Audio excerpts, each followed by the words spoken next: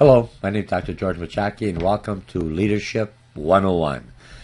Today we're going to be talking about leadership in the formation of a business, either business or management, just general leadership overall. Talking a little bit about management, what's the difference between management, first line supervisor, type of leadership within a business organization, a corporate organization, different levels of management. Staffing, how does empowerment affect leadership? A part of empowerment is that I give away some of my power to my employees. Some managers or leaders feel that weakens their position, but in reality it strengthens their position. Knowledge management and measure for success and managing for the future. This is going to be our general overview. If I'm looking at leadership, I do some leadership training courses or workshops. You're either taking me at a college level, you're taking me on an online class or a face-to-face class or a hybrid class, or you're taking me in one of my workshops. This momentum and going forward is more women leaders. And there's a difference between how a woman leads and a man leads. There's no research proven that either one is a better type of leader, but research has proven if I take the same attributes, the nurturing, the team building, the listening skills of a woman, and take the higher risk taking, the assertiveness of a man, and put those skills together, I have what you would consider one of the best leaders with the right attributes to manage both male and female going forward. So it gives me a good balance in life. Okay, so let's start. Let's go on. The first thing we're going to talk about is management, and I'll make the view just a little bit larger. Let's go to at least 200. Okay, so we're going to go on management. What is management? Now, management is a little different than supervision. When I look at supervision, those are our first-line supervisors.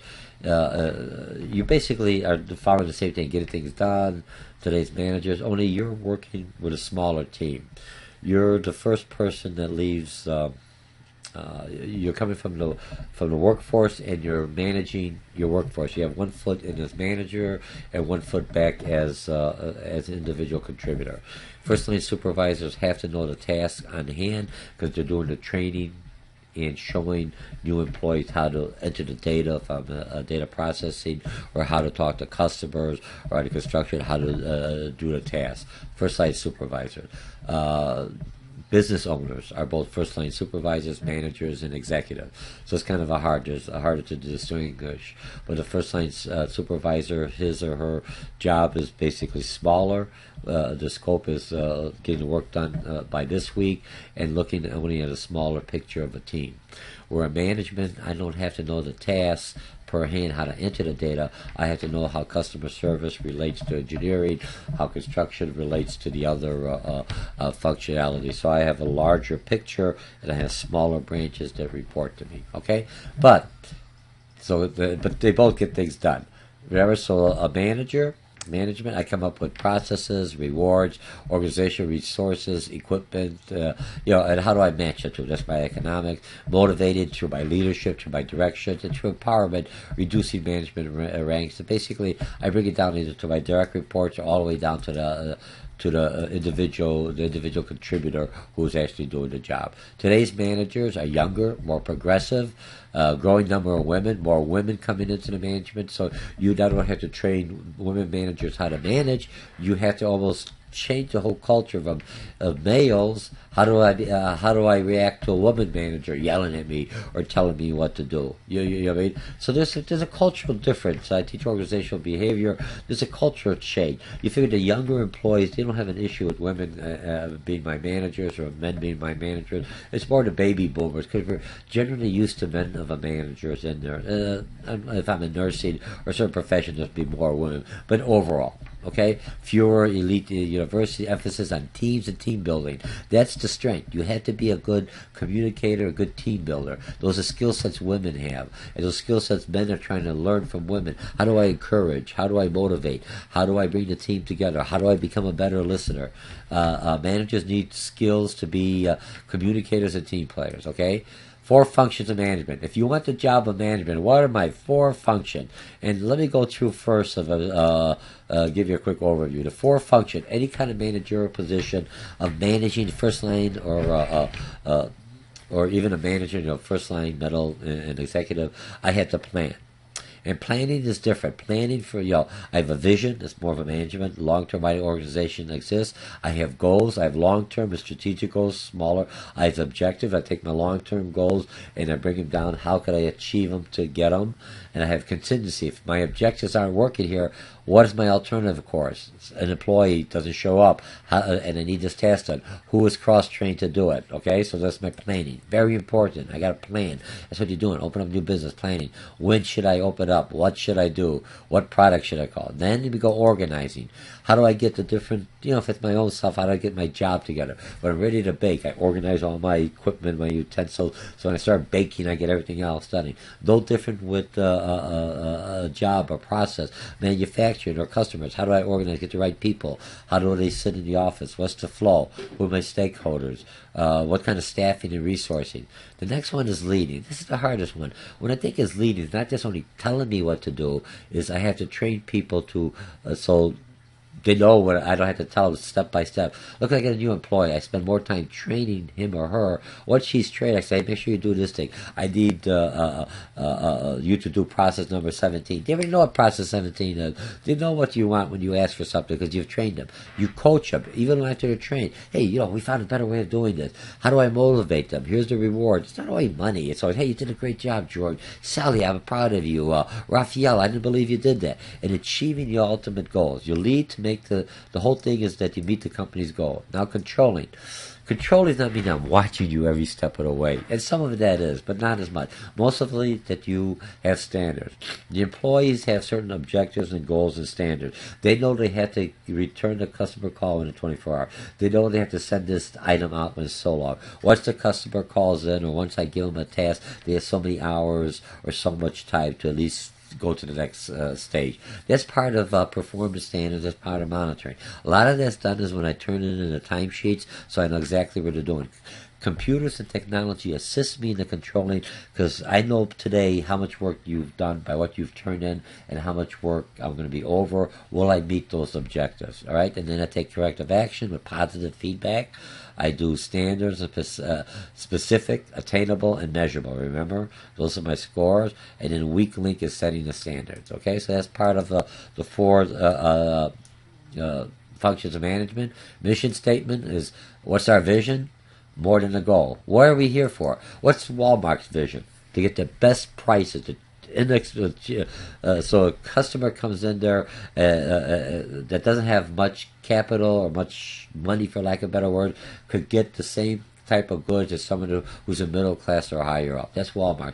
The lowest prices for the best and quality to our consumers. Okay, outlines the fundamental purpose. It could be quality. It could be building homes. It could be having the best Slurpees, whatever, or the best tax return statement I could do because I'm a H&R Block or something. Philosophy, long-term survival need, customer needs, and social responsibility. That's my mission. It shouldn't be too long. Don't make a page and something so your employees and you have a focus. What's the SWOT analysis? A SWOT analysis basically looks at the strengths, weaknesses, opportunities, and threats of an organization. Any item I do as a business owner or a manager or leader, I'm looking at a SWOT analysis. I'm hiring this person. What's his or her strengths and weaknesses? What opportunities they'll bring? What threats will they bring to me? Are they too creative? What's going to cost me too much? All that's going to my mind. So remember, when I look at SWOT analysis, it's not only for one task. You're always thinking of this. What's the strengths? What's the weakness of the project? And what's the opportunities? And what are the threats or the shortcomings? Okay, types of planning. Now we have strategic planning, which is long-term, done by top management. And it could be a small business. You're the only owner. You're looking for the future. Policies, procedures, strategies, resource needs to achieve them. When you first start off a business, a small business, your strategic planning is very fuzzy. You just worry from day to day. Within a year or two, you should start thinking of your long-term plan. If tactical planning, develop detailed short-term statements. For me to look, if you try to get a degree or you try to get some training, you can't get training all at once. It says training is 50 hours training. Whoosh, how do I do that? You do 8 hours over 5 weeks or something. Do you know what I mean? To get me by 50 hours or 40 hours or how many weeks it's going to take me. Okay? Let's see. Operational planning is setting work standards. I need standards. Employees have to. When you set standards, you're looking at benchmarking. You benchmark against the best, not weak standards. Set your standards high. If you set them too low, no one's going to reach it. They're going to go even lower than that. You need to set the bar. Motorola has zero tolerance, and their standards are basically high. Zero quality defects. Yeah, you're always going to have some defect, but they're always shooting to get that zero. Once in a while they'll hit it, but so what? But if you say, oh, I got 10%, you're going to shoot for the 10%. I'm not saying I'm on a 10% margin. You set that bar higher. Okay, contingency plan. If something doesn't happen, what's my fallback? I don't want to say, oh, that's lost out of money. How could I save it? What's my contingency? Maybe I should shorten the operation, shorten the process, at least make some money out of it, see what I can do. So you got to have a contingency plan. Worst case scenario, basically what it is. Decision-making rationale. When I'm looking at a decision, we all go through this process. Managers, individuals, everything else. Rational model. What's the situation? What am I trying to do? It doesn't have to be negative. You know, make a decision. I got to go to a new market. Which one is? I got 5 markets to select. Which one do I select? I got 5 Ys, 500 to select. I can't take all of them. I can't afford all of them. Which one of the 5 is my best selection? Okay, describe and collect the needs, so I find information about them, develop alternatives. Well, wife number 1 or husband number 1 turns me down, go to number 2, or this project, this market doesn't work well, I'll go to this other market that's similar that I can be prepared with, and that will work well with me. Okay, oops, sorry. Let's see, develop agreement among those involved.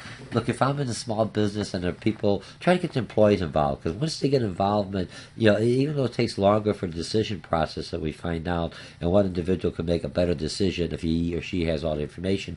Problems are we don't have all the information. You get the employees involved in the process.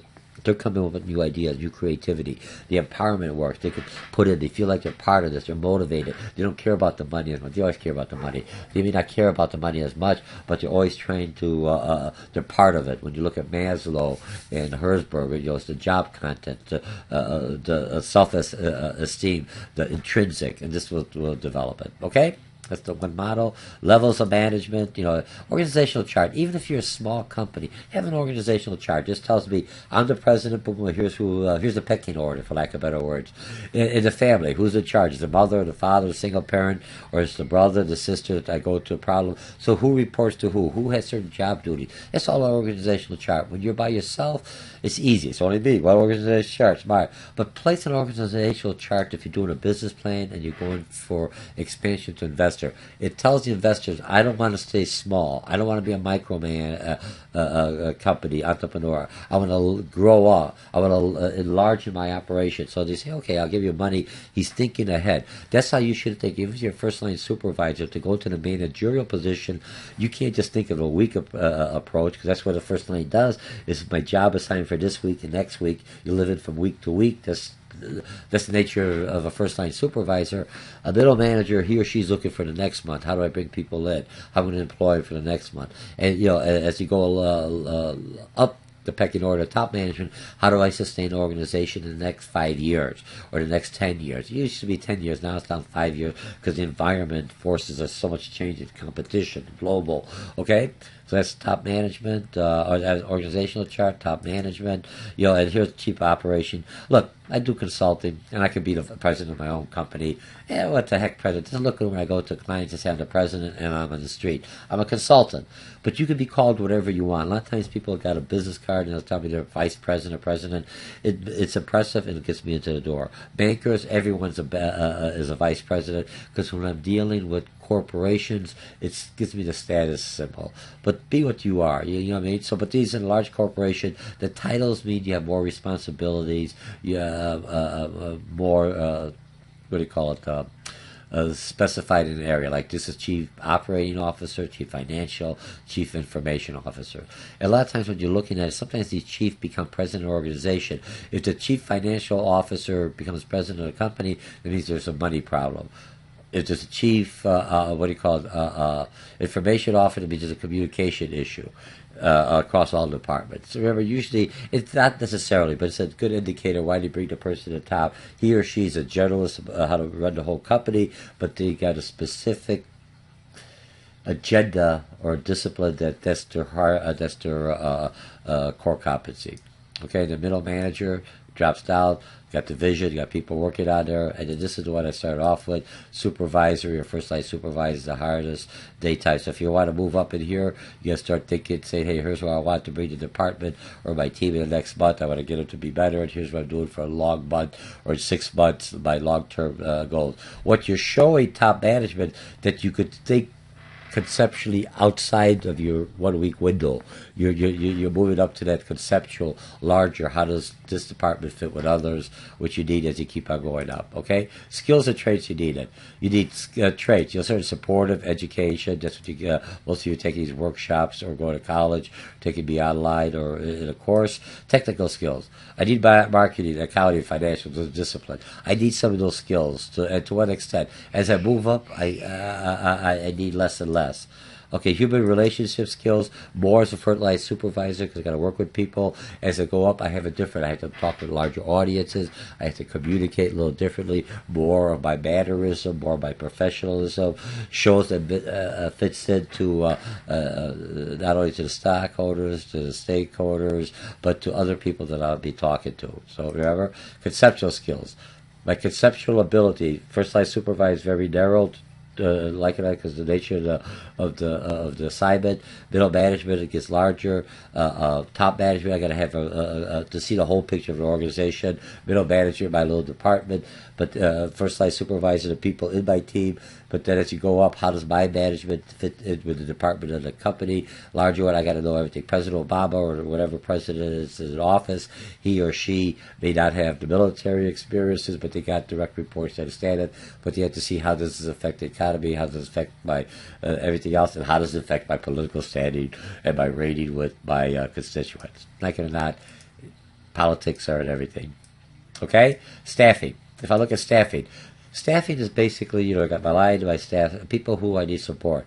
You see, some of the staffing numbers have dropped down in management, and the rationale is because technology. I don't need anyone to run a report, because the reports are real simple, or technology will tell me instantly what the person is doing at this time. So I have like what they call windows that pop up and say, information, executive information system, how are we doing financially today at this money? You're doing okay, you're at a break-even point, you're losing money, you should start looking out, or you got red flag, we got issues in this area that I can focus in and come back. You have different technologies to help me, so staffing is reduced. The staff I have, I want to utilize them, I have to trust them, and there are many people are not working for the companies unless they're treated well and fairly.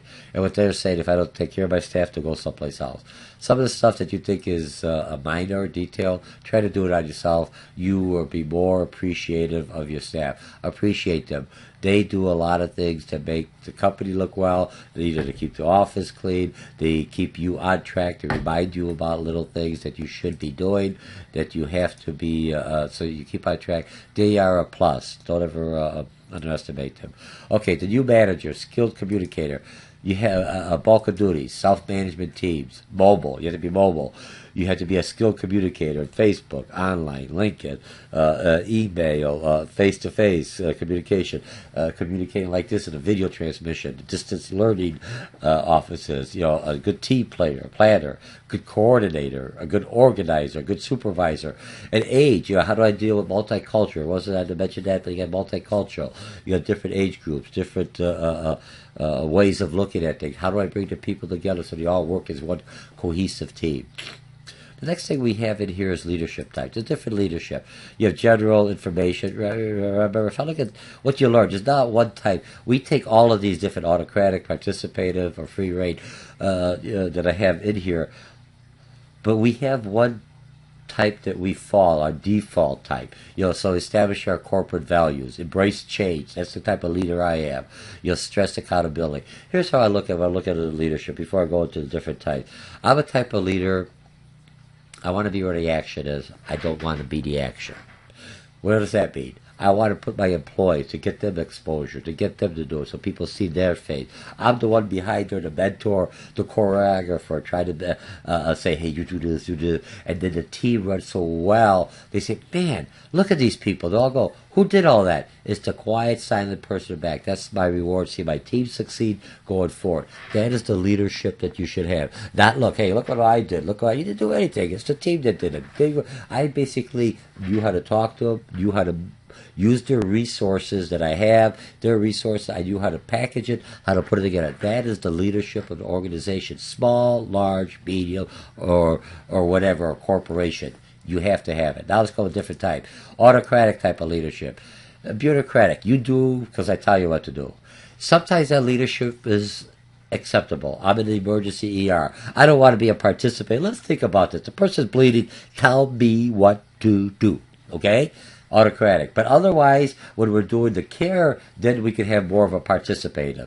And if I look at and sometimes some leaders are always dead, telling you what to do. Then you belong into the military. Even the military has some more participation, because if you cut off from the main leadership, who's going to do? You need the empowered employees, empowered soldiers to think on their own and to complete the mission. Because remember, the whole thing is eliminate the leadership. So if you have a poor performance, odds are it's not always the employees, it's the leadership who motivate and train and make sure these employees are doing well. Don't get rid of the employees and not the leadership, because the employees just follow suit what the leaders tell them or how the leaders develop them. Okay? Now, participative is managers, employees work together to make decisions. It takes a little longer, but I got to buy in. I get different ideas. Everyone, I can see different things. Okay? Now, this last one, free reign.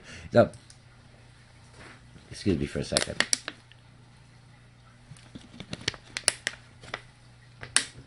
If I look at free reign, managers set the objectives and let everyone go on. I want a new marketing campaign. Sometimes it works, but remember, you still should be involved. Don't just wash your hands away like Pontius Pilate. I have nothing to do with this. You are still, the employees are empowered. You give them the objectives, you give them the deadline, but you should be involved. How we do it every year. Don't wait till the end and figure out they missed the deadline, and you look like a poor leader. It depends on the situation of the corporation or the department. A lot of times in marketing, they'll give a free rein to come up with a campaign. You don't want to be looking, but they want to be managed. You make sure you don't spend too much, and they're still within the boundaries that will make this project successful. And remember, profitable. Mine is not to lose money. Mine is to make money and expand my market share. Sometimes I can reduce my money or break even, knowing that in the future I'll get more customers back, because now they trust me and they like my product, and I'll grow. So now I'm breaking even, but overall I should make some profitability, even for nonprofit organizations. How can you help more people if you don't have any money to help them with? Okay, remember, we play different roles. Most of the time we should be in this middle role. Sometimes if there's not a fire, like a fire drill, something's coming up, I have to take the autocratic role to get it done, because if the ship is sinking, we can't decide. Let's not talk about which way to abandon the ship. I'm in charge, take this way. But when I have time, let's talk about it later. And then the free rein is really, really loose. You have to have the workforce and employees that work well on that. Okay, what's empowerment? Empowerment basically means I give power to my employees to make certain decisions. Don't assume they know how to make decisions or utilize this. I'm giving someone power and they never had that power. You got to give them power slowly, or you got to train them how to make accurate decisions. How do I do that? As a manager, when I make decisions, I tell them my rationale, why I made this decision, what outcome I'm looking for, how I use the SWOT analysis, strengths, weaknesses, and opportunity that's going to happen. What recourse will these decisions have? Now the employees have a general idea of how I make decisions, and then I set the boundaries. Up to this amount, you're allowed to make the decisions, your best judgment. Even if you don't do a good decision, later on we'll talk about it. What could you have done better? What did you have? What information did I give you so you could have made a good decision? That's all part of the empowerment. And after the certain boundary, it goes up to the next one. As a manager, I can do jobs up to $50,000 or $150,000. After that, I need the next level of a manager to look at it, to prove it. Not that they don't trust me. It's just a check and balance. I'm not going crazy with the company's money, customers not being ripped off, that I'm using the company's resources effectively, and that I'm going to make it's a profitable situation. I'm just not throwing money in after some bad decision I made, escalation of commitment, but that this is a good product. It's just a check and balance, and everyone has, the president has the Congress and the Senate when they have to present certain things he can do on his own, other things he needs approval from the House and at the Senate. Okay, knowledge, information, right information, communicate. Don't send information, everything you get to the employee. Just spend all day reading it because they want to satisfy you and not do the work. Be selective what information I send them. What do they need? This group of employees, general information, you could have like a blog or posted with general information that that's not really pertaining, but it's nice for people to know where the company's going. But certain information that's specific job related to that individual or something that's going to affect that individual should be communicated to them. Decide what knowledge is important, prevent duplicated information, and how to process information. Sometimes by this, the middle manager sends me something, then the first line sends me the same thing, and the next middle manager sends me. I get the same information 20, I don't even read it after a while. Be careful, okay? The next one, measuring success, important. Traditional forms of measuring success are financial, always the dollars. Measured employees, stakeholders, customers, both internal and important. And if you get that, you look at morale. What's the morale of my customer? What's the opinion of my customer? Politicians know that very well. Dealers who buy the products or sell. You got external customers. What do they think about my business? How do they measure me? Do I pay them on time? Do I have a good relationship with them? And that could be kind of like a social audit, but social audit is just things that they may not ever buy my business. It's just customers out there. This is my regular customers, my employees. Am I treating them fairly, or do they want something more so they don't abandon me and leave me? And the last one is managing for the future. Prepare for the unexpected. Well, we go economy up and down. You have to do it. Those are a good leader. They know how to take change, and you see the small change. Don't wait till the last minute. You see it coming. You make those adjustments before it happens. All right? It's something like a prepper. Don't go over. Prepper's still got a job. They're working. Those are people who are preparing for the end times. If I look at them, I say, okay, some prepare a little bit, some prepare a lot, some really think it's going to happen, or some just take a passion and really think it's going to happen next life, so they prepare more, but they're still living, because it could be another 50, 70 years, it could be another 1,000 years. I'm not saying, I don't know, but you should have some, they're preparing for the unexpected. Faster reaction time, flatter structure. Most organizations aren't that big. We don't need all those people, because it takes too long to respond to the customer. So we have so there's less layers of communication, distortion because it's flatter, easier to distribute, easier to control because it's flatter. Here you forget what's on the top. Look at it this way. You're in an Empire State Building. I'm up here. I really don't know what the heck's going down there. Well, yes, you do. Yeah, when I was down there, by the time I got up there, the whole thing could have changed. Right there, everyone was calm. In 10 minutes, it could be crowded. It could have fire sprinklers going off. I would not know up here until the alarm comes up. And by that time, it could be too late. Are we okay? So if I have it flatter, I can hear the commotion. We got a few floors. I can look down and see what's going on. Global, build teams. You have to have the building teams. You're looking for managers and leaders who are team builders. That's what I'm looking for, a team builder. Okay, remember, leadership. Grow globally. That means I have people from other countries. I have to go to other countries to learn how to manage other people from different cultures. But there's a baseline that we all know. Here's the boss, here's the authority, but how much is given and how do I manage? Invest in technology. Most companies don't invest in technology, going to fall behind. Technology sometimes eliminates workers, other times makes workers more productive. You go and look at a regular construction worker. He's going in a hole. He's got to think. He's got this workplace. You got all the papers. It's on an iTab. Here's our print. Here's the information. I don't see how it's done. He's got a bigger picture. He doesn't have to look at the spec book. He can press the button. Everything's in front of his face. He or she could do it, design it, go back, and it makes it easier. But they have the technology, eliminates paper, any kind of correction, one button. It also could, garbage in, garbage out. Okay, develop a family work atmosphere. A lot of companies went larger. With teams, you start getting smaller, flatter. It's more of a family. You do more because you have more of a commitment. You understand the organization. You're not in the little silos, even though there's still silos there, but not to that extent. Create a vision. Where do you want to see the organization in the future? That's the leadership. Where do you want to see our president, our president now? Do you want to see the economy? You want to see people getting fair treatment? Where's the next president going to take us? Where does he want to see? Or where does she want to see? It could be a woman. You never know. Remember, we're the only country that doesn't have a woman president yet. You got Germany, you got England, you got Merkel. We got a man of color right now as our president. We may have a woman. But those are changes. Culture are changing. People are changing. They have to have a vision. It's the leaders going to be the champion to bring their vision in. Okay, enhance competencies as parts of the managers. How do I enhance the competencies of my workforce? Okay, so if I'm looking at this, I'm going to bring this down real quickly, and I'll end this right here. Put it at 100%. Okay, so if I'm looking, maybe I'll just fit to the screen. Hang on a second. I got 1 second.